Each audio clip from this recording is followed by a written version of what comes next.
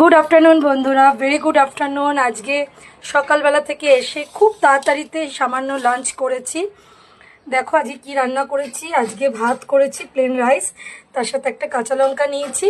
আর এটা মাছের ডিম আর মাছের তেলে আলু আর বেগুন বড়ি দিয়ে পেঁয়াজ দিয়ে ধনেপাতা দিয়ে একদম শুকনো শুকনো একটা তরকারি করেছি। এটা খেতে খুব ভালো লাগে শুকনো ভাতে।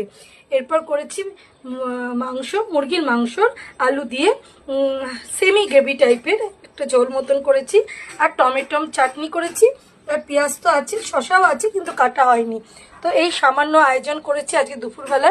যেহেতু সকালবেলা এসে পৌঁছেছি, একটার পর একটা কাচাকুচি সবই চলছে, পেরে উঠিনি। তাই জন্যে যদি আমার লাঞ্চ থালিটা তোমাদের ভালো লাগে তাহলে একটা লাইক, কমেন্ট, শেয়ার করো, পাশে থেকো।